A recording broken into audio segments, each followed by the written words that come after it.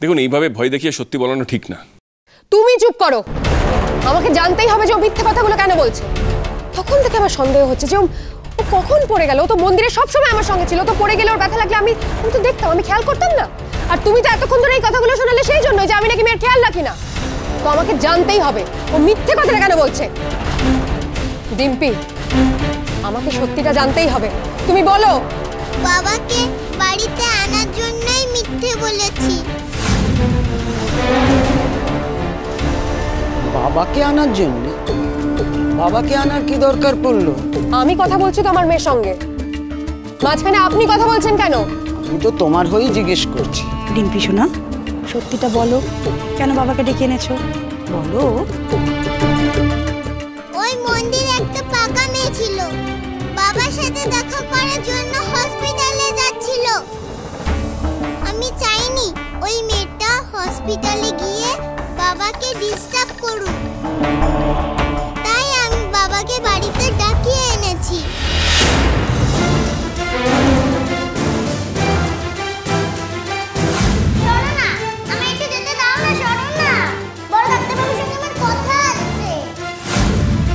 তাই তো, এই নিশ্চয়ই সেই মেয়েটাই হবে। ও তো তখন আমার সঙ্গে কথা বলতে চাইছিল মন্দিরে। মানে কি ওই হসপিটালে গেছিল আমার খোঁজ করতে? কিন্তু কেন? আমি তো বাচ্চাটাকে খুঁজছি, ও আমাকে খুঁজছে। কি দরকার আমার সাথে? ডিম্পি শোনা, এমন কেউ করে? হ্যাঁ, ও তোমার বাবার সঙ্গে কথা বললে তোমার কি এমন ক্ষতি হতো? এইরকম একটা ব্যাপারের জন্য এরা মিথ্যে বলতে নেই ডিম্পি। আচ্ছা, কি আশ্চর্য, ও তো বললো যে ও ড্রোন যাতে ডিস্টার্ব না হয় সেই জন্য এটা করেছে। এটা তো একটা ভালো কাজ। ভালো কাজের জন্য যদি কেউ মিথ্যে কথা বলে তাহলে সেটা মিথ্যে হয় না। হ্যাঁ, মেয়েটা নিশ্চয়ই হসপিটালে এসে ফেরত গেছে আমাকে না পেয়ে। আমি কি চলে যাব? এখন আবার যাব? না না, আচ্ছা মেয়েটা এসে যদি ফিরে যায়? না, কেন খুঁজছে আমাকে সেটা আমার জানার দরকার। আচ্ছা আমি এত ভাবছি কেন ওর কথা?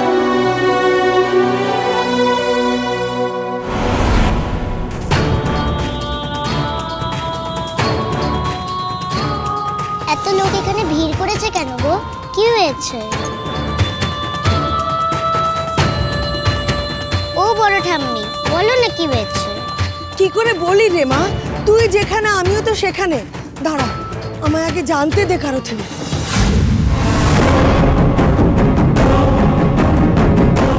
গাড়িতে করে আবার কে এলো?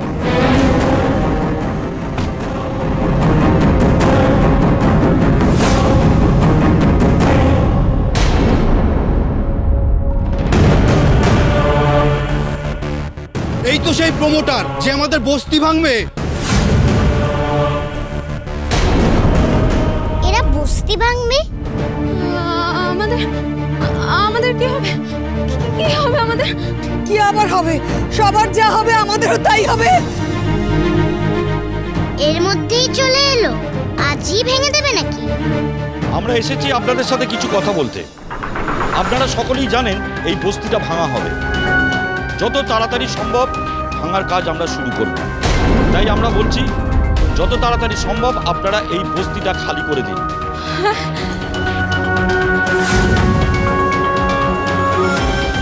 আমাদের বস্তি আমরা ছাড়বো কেন? জমি অন্য কারোর, অন্যের জমিতে আপনারা জবরদখল করে আছেন। এই জমিটা এখন বিক্রি হয়ে গেছে। এই জমির মালিক এখন আমি।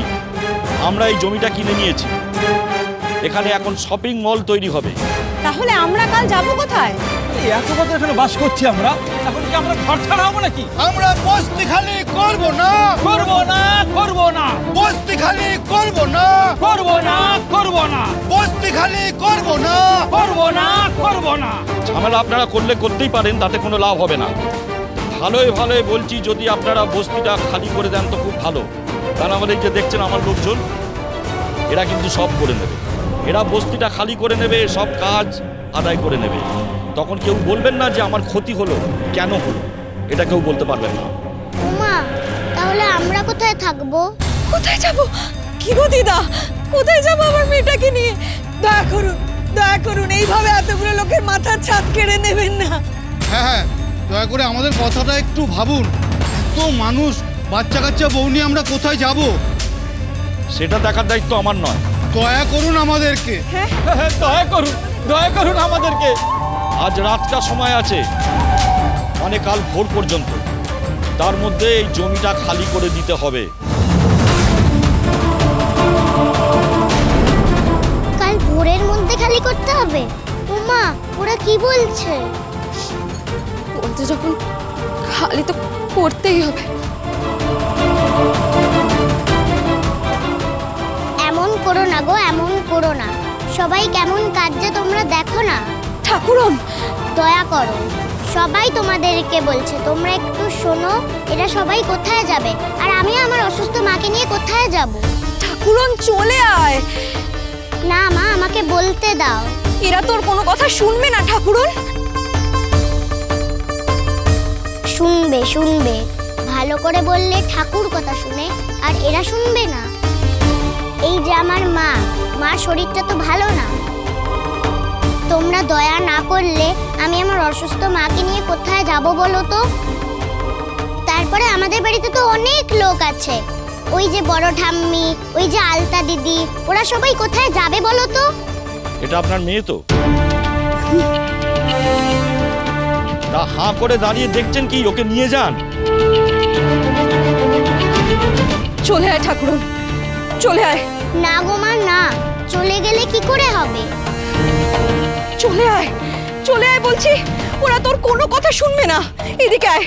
সবাইকে বলে দিচ্ছি, কাল সকালে এসে যেন দেখি বস্তিটা খালি হয়ে গেছে, না হলে কিন্তু সবার কপালে দুঃখ আছে। আপনারা যদি ভালোই ভালোই বস্তিটাকে খালি করে দেন তো ভালো, তা না হলে আমরা যদি ভাঙতে শুরু করি, ঘটি বাটি কিচ্ছু বাঁচাতে পারবেন না।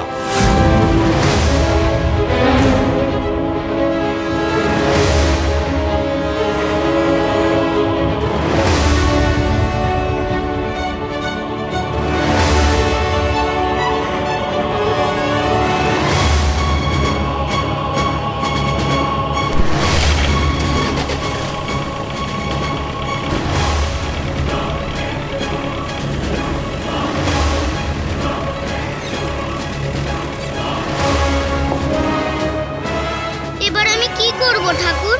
মাকে নিয়ে কোথায় যাব? ডিম্পি, শেষবারের মতো বলছি কিন্তু শুধরে যাও, না হলে কিন্তু আমি তোমাকে।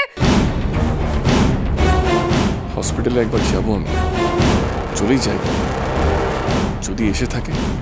ডিম্পি, ডিম্পি, আমি তোমাকে কিছু বলছি তো। ডিম্পি, মায়ের কথা শোনো মা। বাবা ওখানে দাঁড়িয়ে কি এত ভাবছে?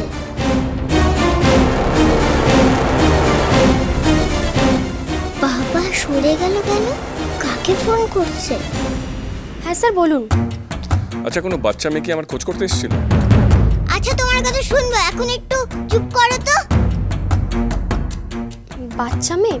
সে তো অনেকেই এসেছিল কারোর না কারোর সঙ্গে। না, ও আসলে কারোর সঙ্গে আসবে না, হয়তো একাই আসবে। একা? না, একা কেউ এসেছিল বলে তো মনে পড়ছে না। প্লিজ একবার ভালো করে মনে করে দেখুন, আমার জানাটা খুব জরুরি। হ্যাঁ স্যার, জরুরি তো বুঝতেই পারছি, না হলে এই সময় তো আপনি ফোন করেন না। আচ্ছা, আপনার মেয়ে কেমন আছে এখন? আমার মেয়ে ঠিক আছে। আপনাকে যেটা জিজ্ঞেস করছি, আপনি দয়া করে প্লিজ সেটা উত্তর দিন। কোনো বাচ্চা মেয়ে কি এসে আমার সঙ্গে দেখা করতে চেয়েছিল? সেই মস্ত ডাক্তারবাবু কই গো? হ্যাঁ স্যার, একটা বাচ্চা মেয়ে এসেছিল, আপনার খোঁজও করছিল। আপনি মন্দির থেকে যে পেশেন্টকে তুলে এনেছিলেন তার বাড়ির লোকই এসেছিল। একটা বাচ্চা মেয়ে এসেছিল ওই বাড়ির লোকের সঙ্গে, আর বারবার বলছিল আপনার সঙ্গে নাকি দেখা করতেই হবে, খুব দরকার। আচ্ছা, রাইট, ওই মেয়েটাই হবে হয়তো। ওর ঠিকানা লিখে রেখেছে?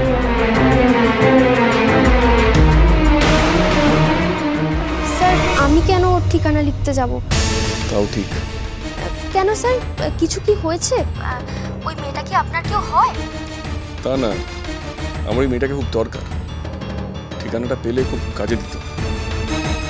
ওই মেয়েটা ঠিকানা চাইছে কেন বাবা? ওর বাড়ি যাবে নাকি? হাসপাতালে গিয়ে ওনার ঠিকানাটা জোগাড় করব, তার তারপরে ওনার সঙ্গে ঠিকানাটা জোগাড় করে ওনার বাড়িতে গিয়েই দেখা করব।